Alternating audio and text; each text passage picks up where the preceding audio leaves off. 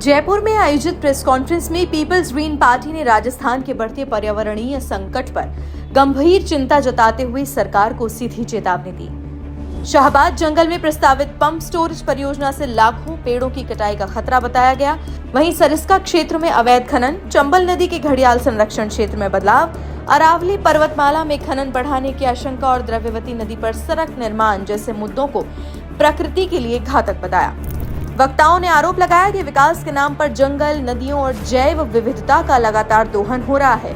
Doctor Sudhanshu ने कहा कि यदि सरकार केवल आर्थिक तर्क दे रही है तो जनता 73 करोड़ रुपए जुटाने को तैयार है, लेकिन जंगलों को नष्ट नहीं होने देगी। साथ ही ज्ञापन के जरिए शाहबाद परियोजना रद्द करने, सरिस्का और अरावली में खनन रोकने, चंबल संरक्षण क्षेत्र को सुरक्षित रखने और ओरण जैसे पारंपरिक वन क्षेत्रों को कानूनी दर्जा देने की मांग उठाई, जिससे ये साफ संकेत गया कि अब पर्यावरण को लेकर जन आंदोलन तेज होने वाला है।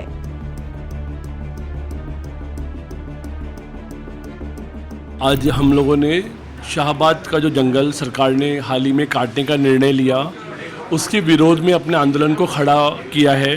सुबह हमने पुलिस कमिश्नरेट पर एक बड़ा धरना दिया, जिसमें सैकड़ों साथी हमारे शामिल हुए। देखिए, राजस्थान के अलग अलग जगहों पर राजस्थान की सरकार केंद्र सरकार के साथ मिलकर के, ये डबल इंजन की गवर्नमेंट प्रकृति को नुकसान पहुंचाने की कोशिश कर रही है। पहले आपने देखा है कि अरावली को किस तरह से नष्ट करने की योजना बनाई, चंबल में घड़ियाल अभयारण्य के साथ ऐसा ही हुआ, सरिस्का में अवैध खनन को प्रोत्साहित किया गया।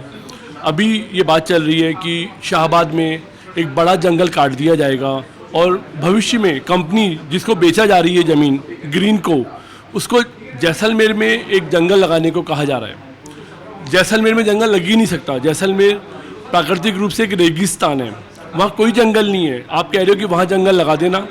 73 करोड़ रुपए में 1000 बीघा ज़मीन इस कंपनी को पावर प्लांट लगाने के लिए चंबल नदी के किनारे पर दी गई है। हमने उसके खिलाफ आवाज़ उठाई है। हम इस मुद्दे पर पब्लिक में जाएंगे।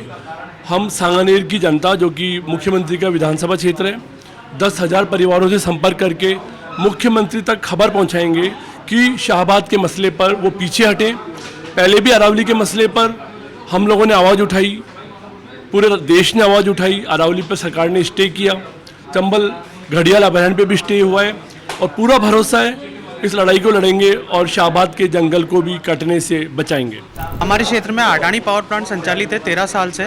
1320 मेगावाट का प्लांट संचालित है और अभी 3200 मेगावाट की उनको नई अनुमति मिल चुकी है।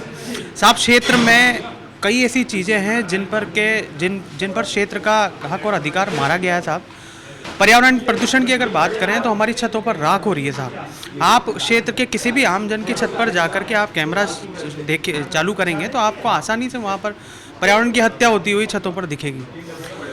हाल ही में कुछ दिन पहले खेरली गद्यान का एक शराफत नाम का व्यक्ति मारा गया, जो कि फ्लाई ऐश के उसमें कार्य करता था, ट्रॉली भरने का काम करता था। फेफड़ों में जाकर चेक कराता है, उसके राख निकलती है, बाद में इन्फेक्शन बनता है और वो आदमी मारा जाता है।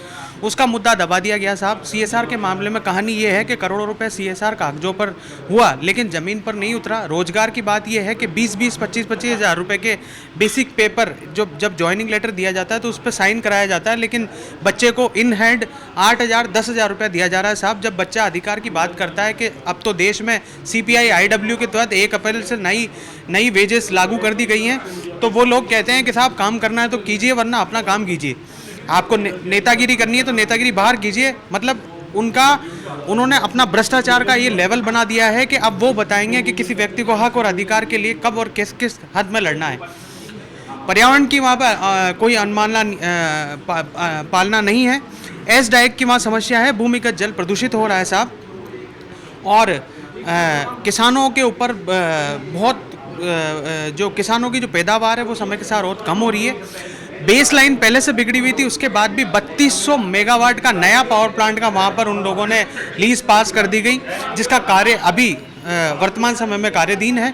मैं निवेदन करना चाहूँगा सभी साथियों से कि आप इस क्षेत्र में इस मुद्दे में हमारा साथ दें एवं शाहबाद में हो रहे शाहबाद में एक और पावर प्लांट लगने को जा रहा है, वहाँ पर इसी तरीके की स्थितियाँ पैदा होंगी।